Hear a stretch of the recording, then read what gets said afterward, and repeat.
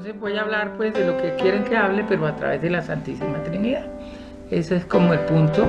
Bueno, yo nací en Ocaña, Ocaña Norte de Santander, una ciudad muy religiosa, muy tradicional, muy religiosa, muy mariana. O allá no decimos que somos marianos, sino torcoromeros.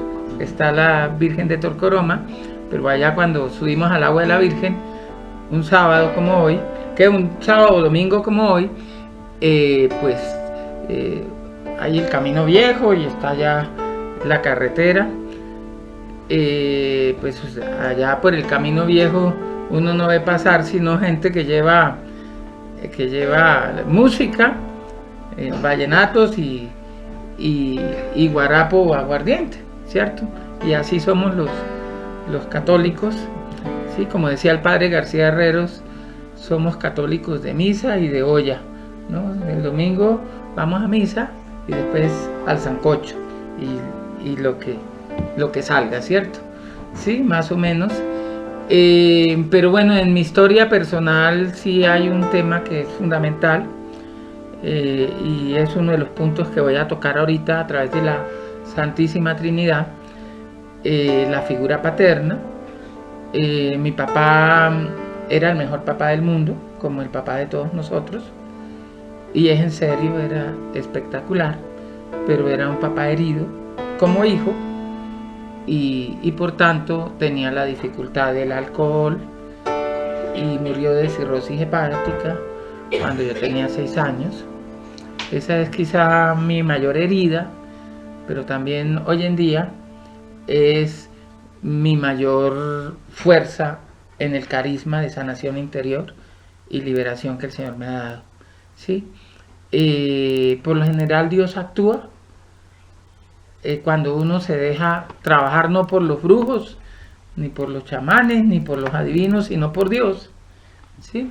Dios actúa a través de aquello que le ha causado dolor a uno y que ha traído lastres, y a través de eso Dios traza un camino y un propósito para ayudar a los otros, y eso que era una aflicción y que traía afección y afectación a la vida de uno, se vuelve un camino de bendición para otros y se vuelve un bálsamo para otros. Después de la muerte de mi papá, pues quedamos muy mal en todo sentido, pues porque mi papá trabajaba como una mula 24 horas, hasta exportaba muebles. Él era ebanista, dejó prácticamente los buenos ebanistas y carpinteros que hoy hay allá fueron los ayudantes de mi papá. Digamos, dejó una escuela, dejó un legado, una talla muy fina, en fin. Pero como tenía la dificultad del alcohol, era alcohol revuelto con herida paterna, ¿cierto? Eso es una cosa muy explosiva, ¿cierto? Especialmente y muy tóxica, especialmente para la familia, ¿sí? Entonces, pues mi papá, que era un gran hombre, que siempre vivía trabajando 24 horas y con una sonrisa a flor de piel, ¿sí? Cuando se emborrachaba, lo primero era que no aparecía por semanas y meses en la casa. Cuando aparecía, o cuando nos decían que lo habían visto en una pelea callejera, ¿sí? O que nos decían, van a matar al señor Ricaurte si sigue por allá casado. El tema era muy complicado, y cuando papá aparecía, semanas o meses después, lo primero que llegaba a preguntar era, ¿dónde están mis hijos? Y mamá no se escondía, porque papá llegaba a acabar con todo. Y no sé, entonces mi papá tenía su ebanistería en los mismos triples y las mismas tablas, nos hacía cambuches, pero papá llegaba y acababa él nos daba muchas cosas materiales. Tenía una compulsión por traernos regalos todos los días. Yo creo que nosotros estrenábamos, sin exagerarles, ropa cada 8 días, sin exagerarles, y juguetes. ¿sí? Y teníamos el televisor más grande del barrio, de esos de tubos, en blanco y negro. Y un día me acuerdo tanto, en una Semana Santa, el televisor de mi casa era el cine del barrio. Sí, era el cine del barrio, porque nadie tenía televisor en esa época en el barrio. Entonces, mi casa, un saguón largo, pues poníamos asientos, en esa época eran asientos, de esos asientos con cuero. Entonces, en esos asientos, pues todos los vagos del barrio se sentaban a ver. Y me acuerdo una Semana Santa, cuando estaban dando el mártir del Calvario, ¿cierto? Y estaban todos los pelados del barrio así, todos allá. Imagínense la única diversión que había en ese momento, como interesante ahí. Entonces, viendo el mártir, y de pronto empiezan cogen a Jesús, y viene todo lo que pasa a partir de ahí, todo lo que le hacen a Jesús. Y mi papá se molestó mucho con eso. Mentó su propia mamá a los judíos que lo estaban crucificando, y cogió y le dio una patada a la pantalla, y se le acabó el cine a todo el barrio. Sí. Le dañó la Semana Santa a todos los niños del barrio, ¿no? Y en toda esa experiencia, cuando de pronto mi hermano y yo nos estamos dando en la jeta, mi mamá se había ido para misa y nosotros nos quedamos, peleas de chinos por cualquier cosa. Pero ya yo tenía la camisa rasgada, y mi hermano tenía por acá saliéndole sangrecita por este lado, algún puño, alguna palmada, yo no recuerdo. Entonces, pero cuando mi mamá se devolvió y nos dijo, todos los templos de Ocaña están cerrados, y solo el único templo donde se oye bulla es el Dulce Nombre, pero hay muchos niños y muchos jóvenes, y yo vine para que vayan. Bueno, nosotros nos quitamos todos los destrozos que teníamos, nos lavamos la cara, nos peinamos y nos fuimos al Dulce Nombre. ¿Y qué estaba pasando allá a puerta cerrada? Estaban en un seminario de vida en el Espíritu, estaba empezando la renovación carismática en Colombia, y Ocaña fue una de las primeras ciudades. Ocaña fue una de las primeras ciudades que tuvo centro carismático en todo el país, una casa de oración. Se llamaba Betania en esa época, hoy en día se llama Jesús Vive. Y bueno, pues ahí empezó mi experiencia de Dios fuerte. Hay antecedentes que yo no recuerdo, pero lo cuentan mis hermanos, lo cuenta mi mamá, que un día en un parque se me paró una paloma acá blanca, y una viejita que estaba en el parque dijo que era que Dios tenía un designio muy grande conmigo, que eso era el Espíritu Santo. Yo no lo recuerdo, no hubo poder humano que me quitara esa paloma de la cabeza. Sí, por allá como al rato, después de que la viejita habló, la paloma se fue. Otro día, dicen mis hermanas mayores, y mi hermano, que me lleva año y medio, él se acuerda, yo no recuerdo, es mayor, año y medio, en el jardín, las casas de Ocaña tienen 2 jardines, 2 patios. Entonces, en el patio del fondo, el niño, que era yo, pues estaba hablando con alguien. Y cuando mi hermano y mis hermanas entraron, yo estaba hablando con Jesús, pero dice mi hermano que era como si fuera un cuadro que tenía movimiento, ¿sí? Un cuadro de Jesús que tenía movimiento. Yo no lo recuerdo. El tema es que fue la algarabía de mis hermanos a llamar a mi mamá. Bueno, cuando mi mamá llegó, pues ya yo no estaba hablando con nadie. Y ya en la casa de oración de Betania, meses después, yo tuve mi primer Pentecostés. A propósito, acabamos de pasar de Pentecostés. Y el Espíritu Santo vino muy fuerte en mí. Yo veía que todo el mundo oraba y alababa, y yo no sabía qué decir. era muy pequeño, no tenía más de 7 años y medio. Entonces yo los miraba a todos y yo decía, pero ¿por qué dicen esas cosas? ¿Qué hacen? ¿Qué digo yo? Entonces, pues yo escuchaba que mi mamá, que en paz descanse, decía, Señor, que te alaben todos los pueblos, que todos los pueblos te alaben. Yo dije, pues yo voy a decir lo que mi mamá está diciendo, como para no quedar aquí desparchado, ¿cierto? ¿Sí?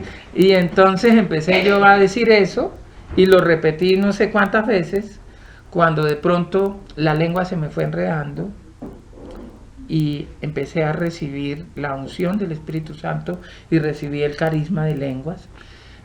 El padre Jorge Eliezer Cano, que fue el fundador de la Renovación allá, un sacerdote eudista, ese era el seminario menor eudista, por eso el padre García Herreros iba allá muchas veces también.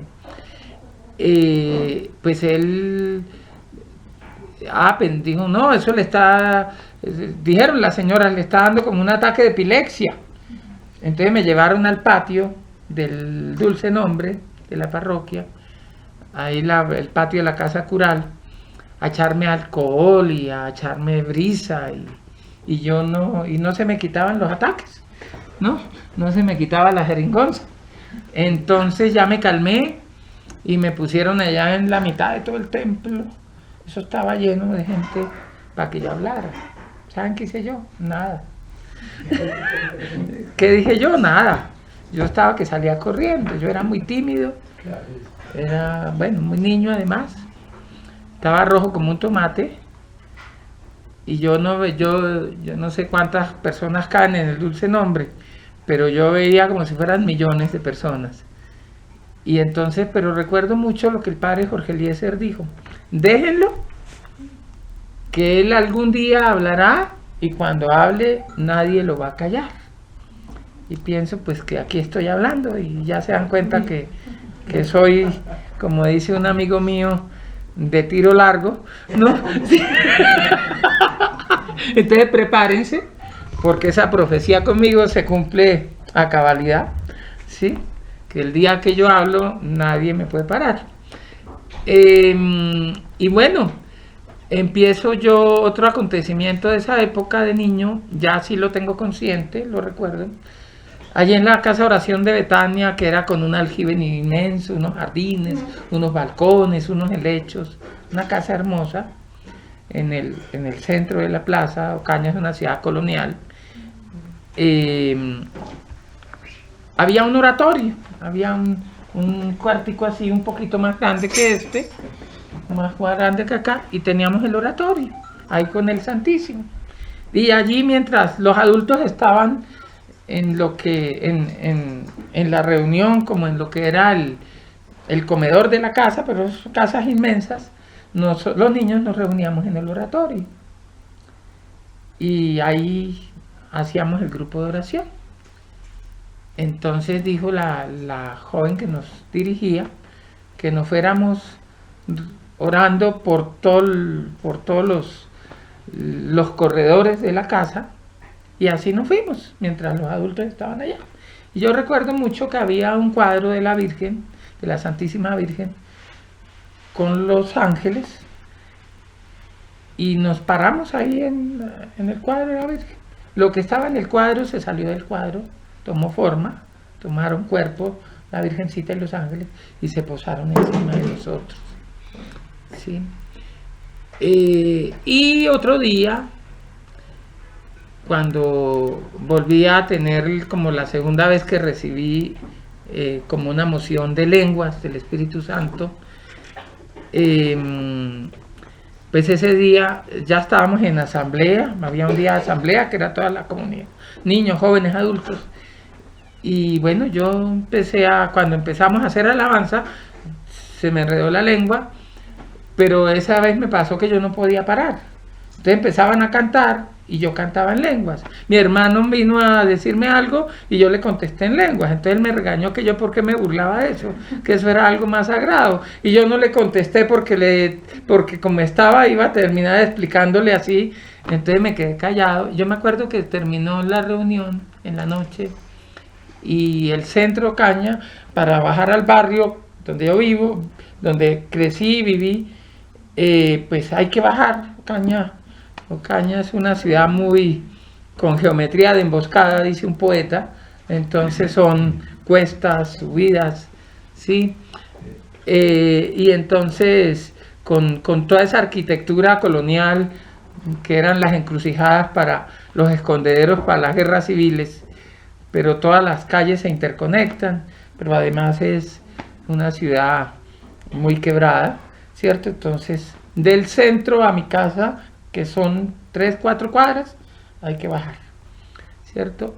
Y en ese tránsito de la casa de Betania a mi casa, en Tacaloa, por una calle que se llama la calle del Pellejo. Por la calle del Pellejo yo me fui corriendo y yo les digo, yo sentía que yo caminaba y corría, yo me fui corriendo con una felicidad enorme y que yo corría como 20 centímetros por encima del piso. Yo no sentía que corría, sino que volaba. Y por último, les cuento que de este tema de los dones del Espíritu Santo, un día mi mamá se enfermó y yo había escuchado al padre Jorge Eliezer que si uno oraba en el nombre de Jesús los enfermos se sanaban. Entonces mi mamá estaba enferma, yo no sé de qué. Entonces yo no le dije nada a mi mamá, yo me le senté al lado y le puse mi mano en mi manita de niño en la pierna y le dije, y yo dije pasito, Jesús sánala. Y mi mamá empezó a sentirse bien sin darse cuenta que yo había orado por ella. Y bueno, llega ya cuando yo termino bachillerato, ya yo tenía grupos de domingo a domingo, de niños, de jóvenes, de adultos, ya era un líder a nivel diocesano de la renovación carismática, ya organizaba congresos diocesanos, llevaba gente del Minuto, de La Ceja, en fin, y de pronto me da en el bachillerato por empezar a escribir, mi familia por cuestiones genéticas y culturales también, ocañeras, allá tenemos la tendencia al arte y a la cultura y a la parte intelectual. Entonces estudié literatura, me vine a Bogotá a estudiar literatura en la Universidad Nacional y ahí empezaron los dolorosos, ¿sí? Ahí empezaron, pues yo no fui vicioso nunca, no fui nada de eso, por gracia de Dios, pero como sí tengo una racionalidad muy alta, entonces se me metieron los libros a la cabeza y no me volví marxista sino marciano, ¿cierto? ¿Sí? Y entonces me leí La náusea de Jean-Paul Sartre, que el ser humano es una náusea, y me leí El Capital y bueno, leí a Nietzsche, ¿sí? Y entonces la bondad nos hace frágiles y entonces nos tenemos que volver superhombres. Y me pasó, yo creo que lo que le pasó al Quijote cuando leía libros de caballería, que creía que los libros decían la verdad, que todos los libros decían la verdad, ¿cierto? Y por eso él terminó peleando con molinos de viento. Y yo terminé peleando contra mi propia historia, contra mi propio legado, contra mis propios vínculos, contra mis propios orígenes y contra mi propio propósito. Y entonces me metamorfosé, me volví un estudiante en la Nacional, con pantalones rotos, cabello largo y bueno, y unas botas que mis amigos le decían las chapulinas, ¿no? y bueno, yo pensaba que con eso iba a cambiar el mundo. Un día entendí que yo estaba haciendo lo del montón y que con la pinta física no estaba haciendo ninguna revolución. Y cómo volví yo pues como a reenchufarme con el Señor y a retomar este camino.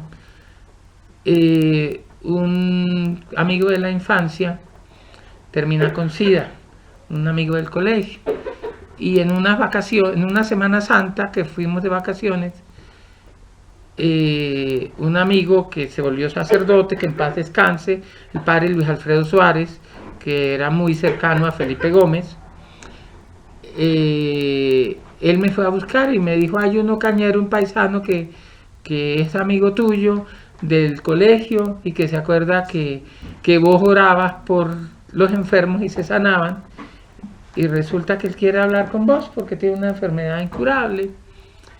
Imagínense, yo estaba en un estado espiritual que no, pues, por un lado no quería orar y no quería saber nada de Dios. Entonces, sin embargo, tengo un problema de patrón familiar, es que no sé decir que no. Entonces, pues quedamos a que cuando volvíamos a Bogotá nos reuníamos y nos pusimos la cita en Río Negro, acá en Bogotá, aquí por acá por Río Negro, acá hacia el norte. Y eso me dieron una dirección, me acuerdo que yo me perdí, bueno, llegamos allá y era un inquilinato. Y era un inquilinato donde me dijeron, sí, mires allá.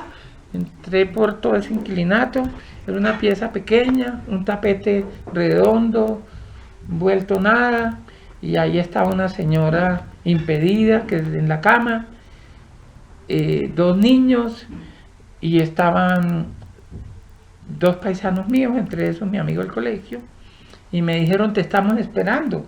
Y yo le dije, ¿para qué? Dijo, para la vigilia. Yo dije, ¿qué vigilia? Ni qué pan caliente. ¿Qué es eso? Entonces, pero todos me dijeron, no, es en serio. Y es en serio, dije, bueno, entonces vamos a cantar Alabaré. Yo lo decía por molestar. El tema es que empezamos a cantar Alabaré y vamos a bendecir al Señor. Y bueno, todos los vallenatos clásicos de la renovación carismática, todos los clásicos del Espíritu Santo. Y entre canción y canción, cuando nos dimos cuenta, yo creo que habíamos cantado más de una hora, y yo ya, sin darme cuenta, estaba metido en el cuento, y de pronto yo empecé a orar. Y esa vigilia, no les estoy mintiendo, duró 3 días. ¿Y por qué les digo que duró 3 días? Porque nosotros en la mañana, ese día, al día siguiente nos fuimos a la casa de cada uno a traer unas mudas de ropa.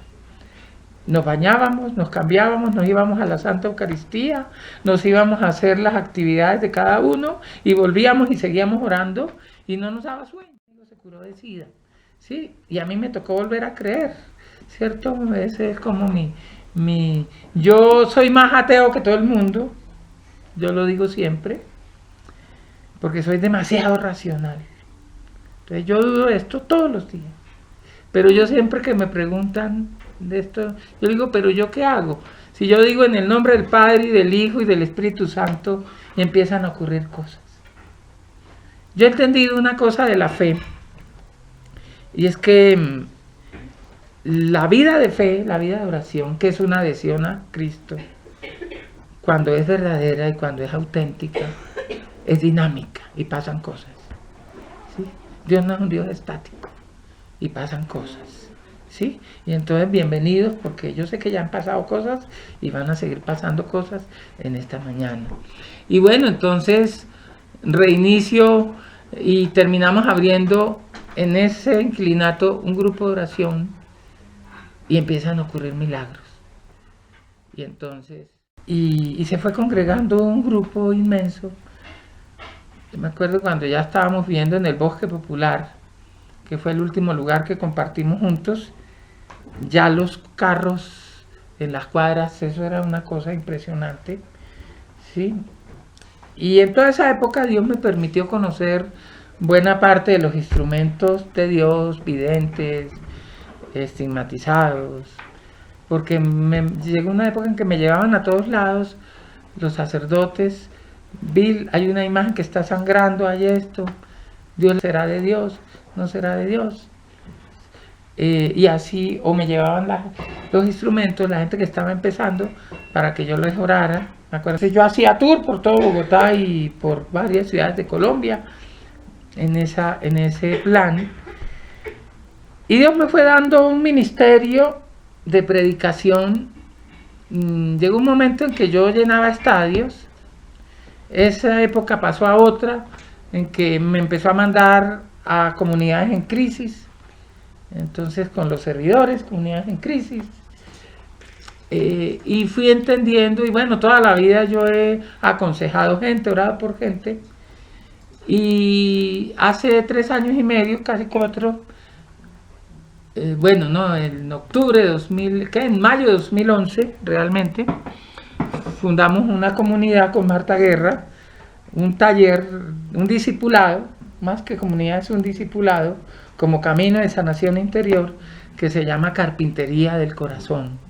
Sí, ustedes pueden mirar en Facebook, nosotros pues salimos, yo acompaño a Martica en Teleamiga, en Facebook tenemos una página que se llama La Carpintería del Corazón. Los programas que hacemos por televisión, yo los subo a una página que creó mi hijo, que va a cumplir 12 años, que se llama Vil Carrascal TV, ahí están todos los videos. Y hoy en día, pues yo trabajo con el Liceo Boston, soy el preceptor del Liceo Boston, que es un consejero, un intermedio entre el sacerdote y el psicólogo, ¿sí? Y eso lo hago yo las 24 horas del día, porque los psicólogos sin conocerme me mandan gente, los psiquiatras sin conocerme me mandan gente, algunos psicólogos y psiquiatras o médicos son pacientes. El jueves 28 pasado,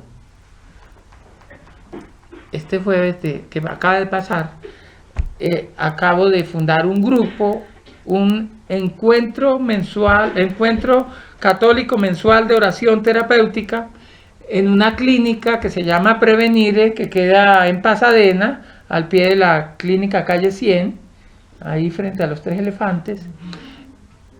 Para que los que quieran ir vayan, el último jueves de cada mes de 6 a 7 de la noche solamente. Vamos a ser muy estrictos con el horario, y ahí van a estar los médicos de la clínica y vamos a orar por los enfermos. Es un grupo para orar por los enfermos. Eso es una clínica de especialistas de enfermedades crónicas. Dios es muy generoso, yo no soy mejor que nadie. Yo no soy mejor que nadie. Pero yo digo, si algo puedo definir o resumir mi testimonio, es que un día yo decidí creerle a Dios. Y el día que yo decidí creerle a Dios, Dios decidió respaldarme.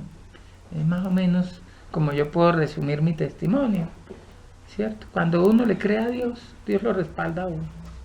Porque Dios confía en uno, si uno confía en Él. O Dios siempre confía en uno, pero cuando uno no confía en Él, pues se pierde la posibilidad de formar equipo con Él, de hacer equipo con Él, y de ser respaldado 100% por Él.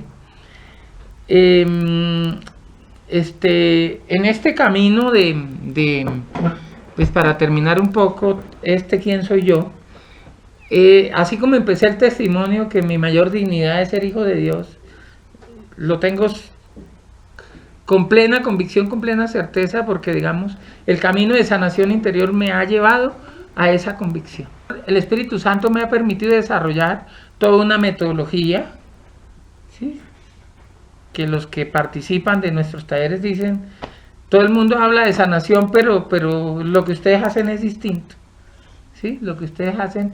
Y yo he aprendido a descubrir a un Dios que tiene que ver conmigo y que tiene que ver con nosotros. No es un Dios por allá arriba, es un Dios que tiene que ver con lo que somos. Personas, seres humanos, hombres, mujeres, niños, jóvenes, profesionales, que tienen que ver con las distintas instancias de nuestra vida, ¿sí? Un Dios que tiene que ver con nuestra dimensión familiar, que es un tema que voy a tocar hoy.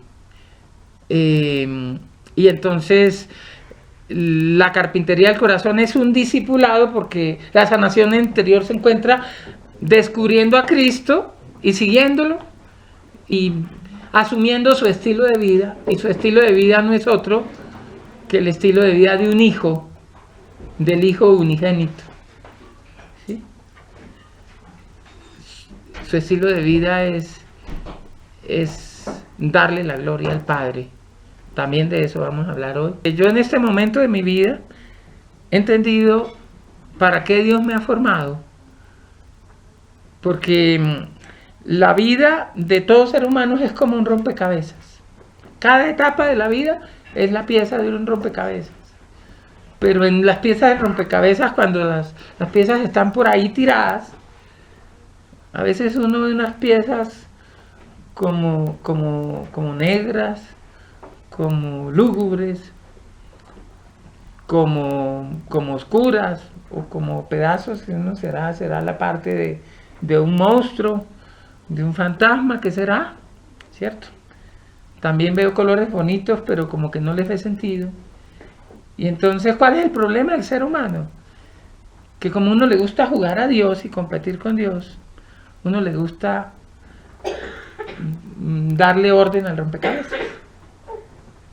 Y Dios me enseñó algún día, mire Bill, déjeme ser Dios.